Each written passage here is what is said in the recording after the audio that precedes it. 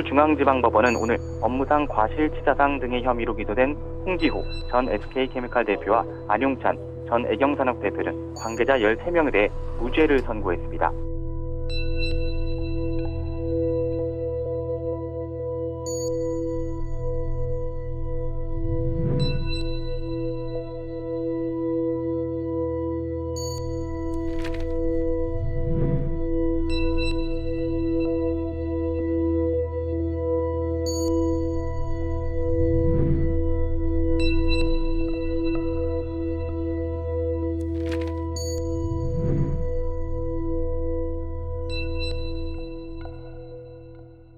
그 전에 2009년 뭐 2011년에 가고 그러기 전에는 제가 나도 좀 감기 좀 걸려갔으면 좋겠다라고 했을 정도로 건강했어요 제가. 그런데 로키가 가고 로키가 2월 14일 날 갔거든요. 2011년. 네. 그러고 나서 제가 거의 6개월 가까이를 좀 뭐 아픔에 또 시달리기도 하고 뭐 그랬는데 어느 날 갑자기부터 자고 일어났는데 다리도 잘 안 움직여지는 증상도 있었고요. 그리고 결절 혼반이라고 온몸에 이 결절 다리 쪽에 주로 하체 쪽으로 이제 그게 너무 불편해지니까 병원을 갔어요. 혈액에 염증이 있는 거라고 혈액의 염증이 높아서 계속 약을 복용을 해야지 되는 병원이었어요. 이제 최종적으로 아주 애매한 거가 어떤 건지 정확하게 밝혀지지 않았는데 혈액의 염증이 심하니까 이날까지 약을 먹고 있어요. 그런데 제가 올 2월에 건강검진을 전체적으로 했어요. 하도 아픈 곳이 많으니까. 그랬더니 뭐 목에도 결절이 있고 폐에도 결절이 있다고 하더라고요. 내가 사실 따져보니까 병력이 거의 없었어요. 병원 간 기록이 있을 거 아니에요. 근데 그때 이후로 계속적으로 제가 병원을 다녀요. 선생님 피해 신고를 안 하셨어요 아직요? 그때는 이제 그 생각을 못했던 거예요. 요번에 오히려 전화 우리 쟤네 로키만 좋은 게 아니고 지금 나도 이래서 아픈가? 왜냐면 우리 이제 애들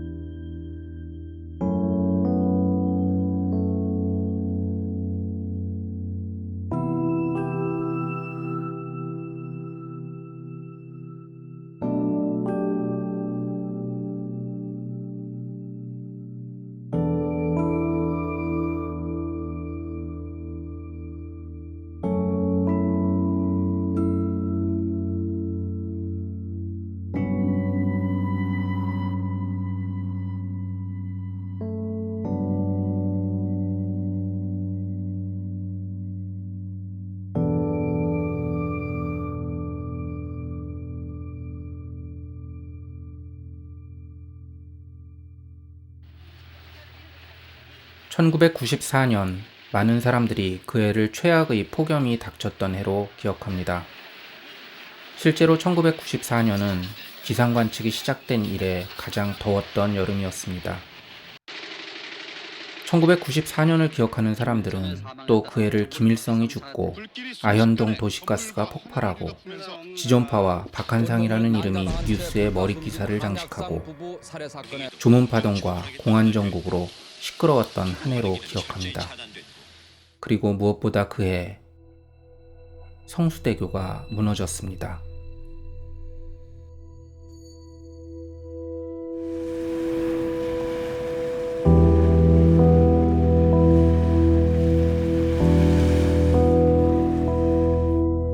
다리는 제 모습을 찾았지만 고통스러운 기억은 쉽게 잊히지 않습니다.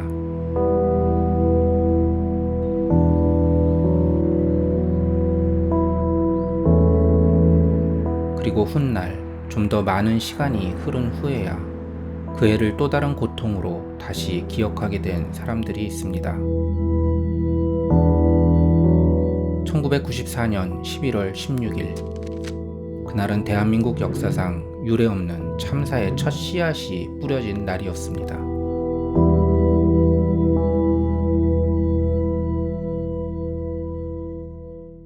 요즘 코로나19로 인해서 원헬스라는 개념이 많이 대두되고 있습니다. 이것은 지난 메르스 이후에 사회적으로 부각이 된 용어인데요. 그냥 간단합니다. 원헬스, 하나의 보건, 하나의 건강. 그러니까 사람과 동물과 환경의 보건, 건강, 그 복지가 따로따로 떨어져 있는 것이 아니라 다 연결돼 있다. 그래서 사람만을 위한 어떤 정책이나 보건, 이런 복지는 효과도 없고 가능하지도 않다. 이런 얘기죠. 그 가습기 살균제 피해가 사회적 문제가 되면서 또 이 피해 사례를 증명하면서 또 재판도 하고 하면서 많은 분들이 얘기하는 것이 우리가 이 참사를 막을 수 있는 아니면 참사를 빨리 알릴 수 있는 기회가 적어도 3번 있었다는 얘기를 합니다. 근데 우리가 간과하고 있는 것이 기회가 사실 한 번 더 있었어요. 그것이 바로 반려동물이 먼저 피해를 얻었다는 겁니다. 그 사실만 우리가 먼저 알았다고 해도 이 사람에게 온 피해를 최소한 6개월은 땡겨서 알았을 것이고 그만큼 많은 피해를 줄였을 수 있을 거예요. 가습기 살균제란 1994년 주식회사 유공이 최초 개발한 제품입니다. 가습기를 많이 사용하는 우리나라에서 물통에 넣어서 손쉽게 미생물 번식을 억제하고 물때를 제거하기 위한 목적으로 개발된 살생물제 제품입니다. 가습기 살균제는 1994년 11월 16일 첫 시판된 이래 17년간 43개 제품 총 998만 개가 판매됐다. 2020년 특조위 연구 용역 결과에 따르면 제품 사용자는 627만 명으로 추산되며 그에 따른 건강 피해 경험자는 67만 명, 사망자는 1만 4천 명으로 추산됐다. 정부가 가습기 살균제의 유독성을 확인하고 판매를 금지한 건 가습기 살균제가 팔리기 시작한 지 무려 17년이나 흐른 뒤인 2011년 11월의 일이었다. 가습기 살균제가 시중에 1000만 개 가까이 유통된 뒤였다.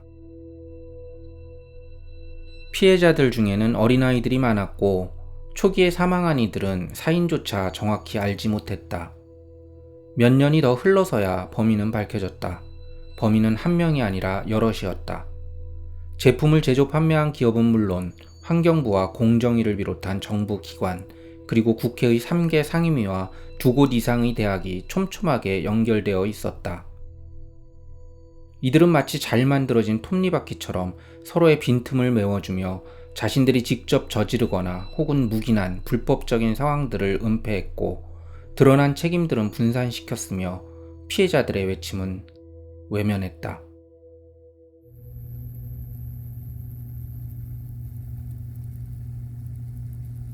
진상규명 측면에서는 이러한 제품 사용과 피해 인과관계를 인정하지 않고 있는 이 관련 기업들의 재판의 중요 증거물로서 동물 피해 케이스들이 많이 활용되고 있고 실제로 진료를 했던 수의사님을 이제 재판부가 증인으로 불러서 증언을 듣고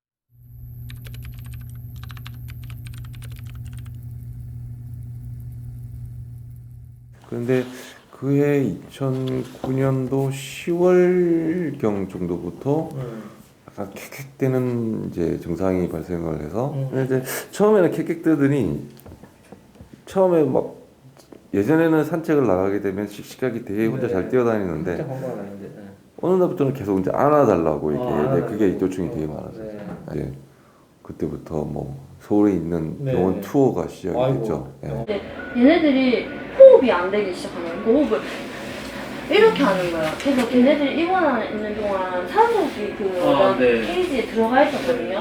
근데 그 산소를 틀어놔도 숨을 이렇게 편하게 쉬는 게 아니라 계속 이렇게 쉬었어요. 가습기 살균제 그 피해 반려견들을 임상 현장에서 본 사례들을 중심으로 설명드리도록 하겠습니다. 제일 첫 번째 제가 접했던 사례는 2006년도 1월이었습니다. 2달 전부터 숨을 가빠하고 운동성이 떨어져서 병원에 내원하게 됐었는데요. 한 내원 1, 2주 정도 사이에 호흡이 갑자기 정말 빨라져서 보호자가 정말 이상하다라고 하셔서 병원에 데리고 오셨습니다. 지금 호흡하는 양상을 보시면은 호흡 횟수가 굉장히 빠르게 움직이는 걸, 가슴이 움직이는 걸 보실 수 있습니다. 이런 상태로 얘가 앉지도 못하고 눕지도 못하고 계속 쓴 상태로 이제 당시 내원했던 이제 애들의 다수의 동영상들이고요. 하나같이 다 호흡을 굉장히 힘들어하는 것을 볼 수 있었죠. 그래서 보호자분들도 이제 이런 상태들로 애들을 보내다 보니까 상당히 많은 트라우마를 가지게 되고, 사람에서는 가습기 살균제가 2011년에 금지가 되면서부터 원인 미상의 폐 손상 사례들이 더 이상 발생하지 않았고, 저희가 조사한 바로에서도 동물병원에서도 마찬가지로 2011년을 기점으로 해서 더 이상 특이한 폐 손상 사례들이 나타나지 않았었습니다. 이런 가습기 살균제 사건으로 저희가 좀 시사할 수 있는 부분들은 사실 동물들이 과거에 사람에서 이런 피해를 미리 예방해 줄 수 있는 예방 기제로 많이 사용됐던 사례도 있습니다. 가장 일반적인 사례들이 광부의 카나리아거든요. 카나리아 경우에는 굉장히 이산화탄소에 민감하기 때문에 이렇게 새장 위에 카나리 앉혀가지고 광부가 데리고 광산에 들어갔을 때 카나리아가 이산화탄소에 중독돼서 떨어지게 되면은 위험하구나 하고 사람들이 대피를 할 수 있는 그런 조기 경보 시스템으로서, 그리고 가장 대표적인 이제 반려동물과 관련된 원헬스 사례는 미나마타 지역에서 발생한 수은 중독 사례입니다. 당시 이제 사람에서 이거는 굉장히 유명한 이제 수은 중독 피해 사례로서 많이 알려져 있는데, 많이 알려져 있지 않은 부분들은 실제 사람에서 수은에 의해서 어떤 비정상적인 신경증상 사례들이 발생하기 이전에 실제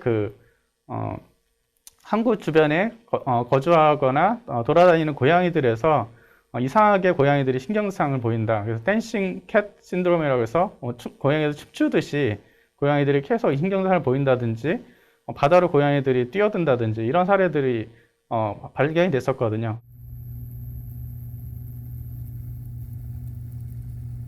나중에 마트에 갔는데 이제 막 광고를 하더라고요. 매대에 뭐 우리 아이를 위한 가습기 깨끗하게 써야 된다, 때가 낀다 막 이런 식으로. 그래서 그럼 저거 써야겠다 우리도. 그래서 이제 구매하기 시작했던 게 처음이었어요.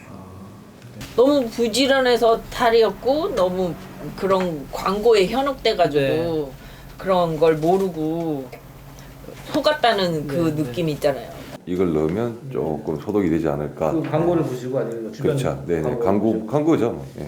제가 처음 이제 나와 살면서 처음 제가 아빠는 강아지를 엄청 오래 키우셨는데 그래서 저는 처음 키워가지고 첫 강아지였는데, 그래서 진짜 애지중지 키웠었거든요. 얘가 써니고 얘가 하늘이, 얘가 별이 이렇게.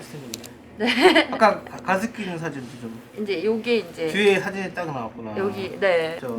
가습기 옆에 바로. 옥시삭삭. 가습기도 옆에 있고. 몸에 좋으라고 이걸 쓴 건데 이게 해가 될 줄은 몰랐지. 분명히 인체에는 유해하지 않다고 했으면 사람 인체에 문제가 없으면 동물한테도 문제가 없어야 되는데 결과적으로는 사람이든 동물이든 문제가 생긴 거잖아요. 예를 들어 지하철을 탈 때 지금 내가 타는 지하철이 안전한지, 정비는 잘 됐는지 이런 것들을 매일 스스로 점검하진 않잖아요. 안전할 거라고 믿고 타는 거죠. 그 일을 하는 사람이 있을 테니까. 이것은 사회가 유지되기 위해서 아주 최소한의 약속인 셈입니다. 물건을 살 때도 마찬가지죠. 어떤 물건을 살지를 정하는 것은 소비자의 몫이지만, 소비자가 선택한 그 물건이 안전한지를 보장하는 것은 당연히 기업의 책임이고 그 기업을 관할하는 정부의 역할인 것입니다. 그런데 그 약속이 지켜지지 않은 거죠. 그리고 그 피해는 고스란히 그 물건을 산 소비자에게 돌아오게 됩니다. 집이 건조하니까 가습기를 틀어야겠다. 그런데 슈퍼에 흔하게 접할 수 있잖아요. 그 옥시 싹싹이 있잖아요. 그 가습기 메이트들이 있고 하니까 가습기 사용해 보시면 가열될 때 그 부분에 이렇게 석회질 같은 게 쓰이잖아요. 그 수돗물에 의해 생기는 건가 뭔가 하여튼 알 수 없지만 그런 걸 보면 왠지 청소를 해야 될 것 같은 그런 압박감에, 그래서 이게 깨끗이 청소가 된다는 광고 문구가 막 이런 거 있으니까. 거기 설명서가 아직도 기억나는 게 뚜껑에 몇 리터나 뚜껑 하나 이렇게 넣으라고 했던 게 기억나서 그렇게 넣어서 썼었거든요. 특히 애경 저는 가습기 메이트 맞아요. 가습기 메이트. 그 제품을 고른 이유가 있어요?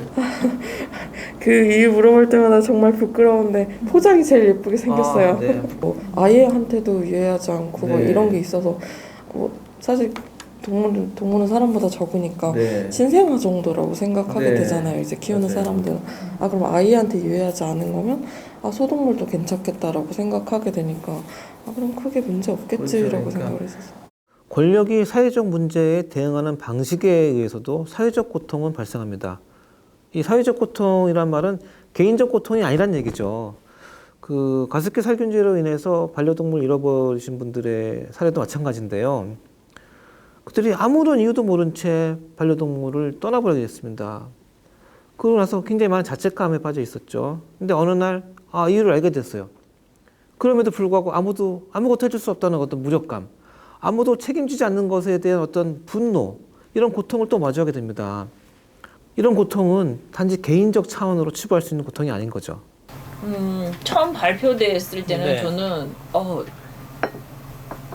이게 그런 그 영화 있잖아요. 식스센스에서 네. 락스물을 먹인 엄마 네. 그거를 딱 생각이 난 거예요. 그래서 내가 나 스스로도 락스물을 먹고 고양이들에게도 네. 이렇게 공기 중으로 락스물을 네. 먹인 거잖아요. 도덕적 손상이란 부도덕한 사건에 대한 사람들의 고통스러운 반응이라고 할 수 있습니다. 좀 더 구체적으로 설명하자면 우리가 오랜 시간 아주 절대적으로 가슴 깊이 이것이 옳은 것이다 라고 믿었던 신념이나 원칙 등을 내가 스스로 거스르는 행동을 했거나 또는 나에게 의미 있는 누군가가 그것을 거스르는 행동을 했다면 우리가 지금까지 가지고 있었던 그 도덕적 믿음 체계가 흔들리게 되죠. 많이 바뀌었죠. 예, 더 심해졌죠. 이제 그런 이제 심지어 뭐 손 씻을 때도 가급적이면 비누 이제 소독제 이게 좀 이제 거품하는 거를 잘 안 쓰죠. 물로만 차라리 30분 뭐 30초나 1분 충분히 씻지. 모험심이 좀 줄었어요. 남들이 좀 권해가지고 이렇게 먹이라고 하지만 그래도 다 검증되고 다 이제 얼리 어댑터 같은 짓은 잘 안 하게 됐어요. 가습기 살균제로 반려동물을 잃은 경험을 한 반려인들의 경우에도 이런 도덕적 손상을 경험할 가능성이 있습니다. 먼저 가습기 살균제를 만들어낸 대기업과 시판을 승인한 국가를 이 도덕적 원칙을 어긴 행위 주체로 인지하게 되면 분노와 원망을 느낄 수 있겠죠. 또 그 물건을 구입하고 가습기에 부어 넣은 나 스스로가 사실은 직접적으로 내 반려동물에게 해를 입힌 가해자라고 이제 인지를 하게 되면 죄책감과 수치심을 느낄 수도 있고요.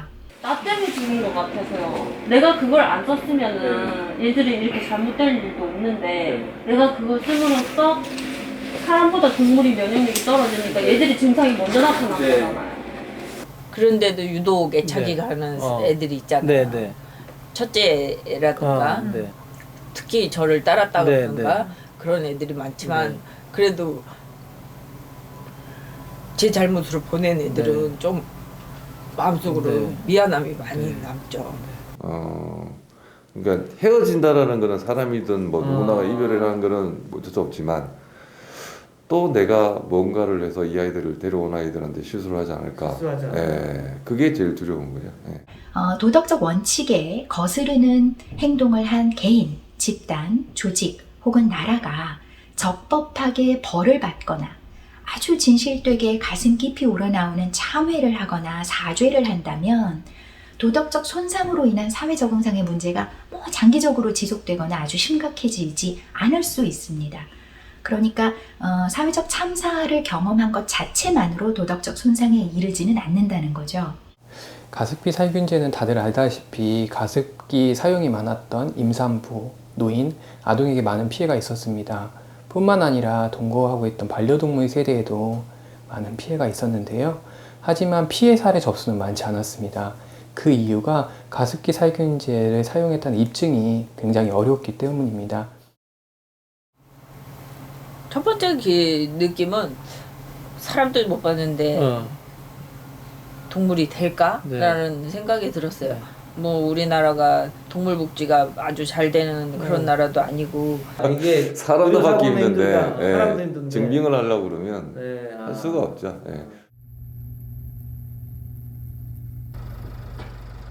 우리는 이런 참사가 났을 때 계속 해왔던 게 빨리 끝내는 방식으로 빨리 끝내고 지우는 방식으로 했어요. 그러다 보니까 이런 우리나라의 재난 참사라고 하는 거는 그 과거에서부터 있었던 유형이 똑같이 반복이 돼요. 가습기 살균제 사건에 대해서는 알고 있었고, 근데 이제 반려동물에 대한 피해 이런 것들을 연관해서 조사한다라고 해서 실제로 이제 뉴스에 많이 나오는 이야기가 영수증이 없어서 뭐 이런 이야기를 많이 했었으니까 만약에 증거 양태를 내가 찾아준다면 도움이 될 수 있겠다. 그러니까 우리가 잘 생각해 보시면 우리가 말을 할 때 어휘는 미리 계획하고 말을 합니다.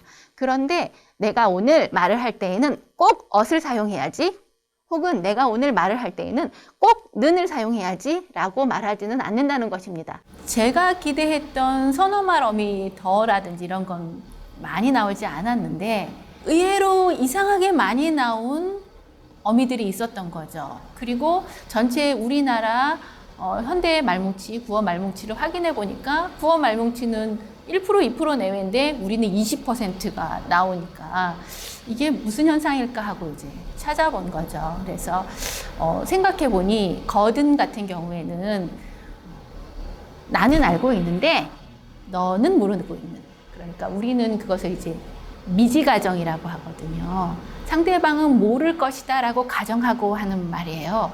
그러면 나는 알고 있는데 너는 모른다면 알려주는 메시지죠.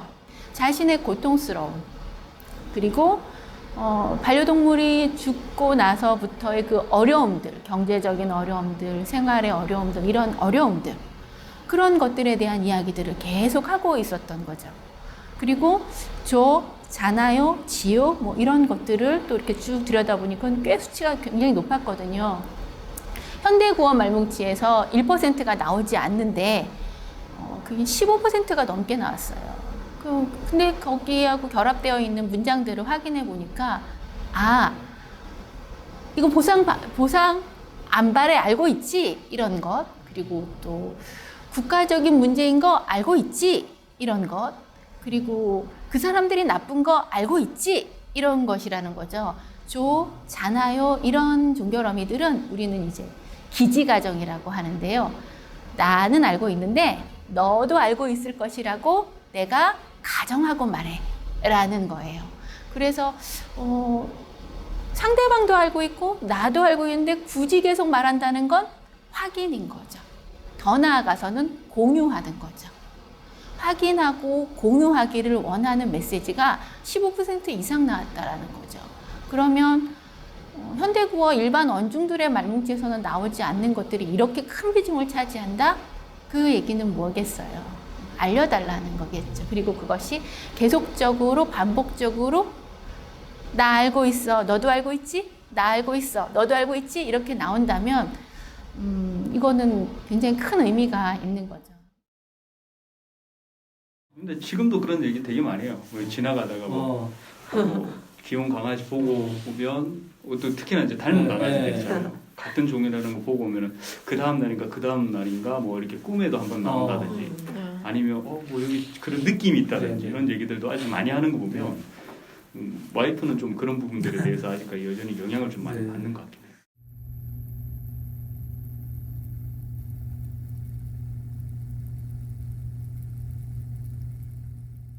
가습기 살균제 피해 동물의 가족들의 죄책감은 지속적으로 방치가 되었습니다. 그들은 기사를 통해서 알게 되었고요. 2016년도에 검찰 수사가 이제 본격화되고 환경부도 가습기 살균제 피해 보상 확대를 위한 연구에 착수를 하고 또 이를 위한 국정조사나 청문회가 열렸음을 알 수 있었죠. 근데 그러한 일련의 과정에서 그들은 철저히 소외가 됩니다. 반려동물은 조사의 대상이 아니기에 당연히 그 보상의 대상도 아니고 또 피해 반려동물의 보호자를 향한 어떤 사과나 사죄의 목소리도 없었으면 또 그들을 위한 목소리가 앞으로도 없을 것이라는 거 너무나 잘 알고 있어요. 이것이 가습기 살균제로 사랑하는 반려동물을 잃은 사람들을 가장 힘들게 하는 점이기도 합니다. 세월호 참사에서 생존하신 어떤 분이 그 이후에 그 유서를 항상 품에 넣고 다니신다는 얘기를 들은 적이 있습니다. 죽음을 눈앞에서 봤거나 이 생사의 기로를 겪으셨던 분들이 평상시에도 죽음을 마주할 수 있다는 어떤 그런 트라우마가 계속 나오기 때문에 이제 이런 일이 생기는 건데요. 저희가 만난 가습기 살균제 피해자분 대부분들이 하시는 말씀이 그 이후로는 샴푸도 안 쓰신다는 거예요. 심지어는 요즘 많이 쓰는 손 세정제도 안 쓰신다는 거죠. 그러니까 가습기 살균제 참사를 이후에 깨달은 게 내가 스스로 나를 지키지 않으면 아무도 나를 지켜주지 않는다. 뭐 이런 교훈을 얻게 된 거죠. 그런데 과연 이게 옳으냐는 거죠. 당연히 옳지 않죠. 화학 물질을 사용해서 어떤 제품을 만드는 기업이 있다고 하면 그 물건이, 그 제품이 안전하다는 것을 증명하는 것은 당연히 기업의 책임인 거죠. 그리고 그 안전한 것을 증명하는 절차, 또 안 지켰을 때 어떤 제재, 이런 것도 당연히 정부가 실효성 있게 확인해야 되는 것들이고요. 바로 이것이 가습기 살균제 참사를 통해서 이 기업과 정부가 얻었어야 될 교훈인데 막상 그 교훈은 피해자들에게만 가닿았던 것 같습니다. 그러니까 무슨 사건이 나왔어, 이슈가 됐어, 그러면 빨리 보상이나 이런 걸로 해서 덮어버리고, 그리고 이제 가급적인 흔적을 없애버리는 식으로 쭉 해왔던 거예요. 이게 제대로 책임을 묻고 제대로 자기가 보상을 받으려도 진상규명이 제대로 돼야 돼요. 그래야 가능해지거든. 시민단체나 그냥 개인들이나 아니면 연구소나 이런 데를 할 수 있죠. 공신력이라고 하는 것들, 공식적으로 국가기구가 하느냐, 그래서 누구도 그걸 부인하지 못하는 권위를 부여받느냐 아니냐, 이게 되게 중요한데 그럴 수 있는 기회가 일단 차단돼 버린 거니까 굉장히 애석한 일이죠. 이 기회가 앞으로 또 언제 올지 모른다는 거죠. 지금 사진도 아까 갖고 계시다고 그랬는데 그 생각날 때가 있으세요? 상황 많이 나죠. 언제 생각이 나세요?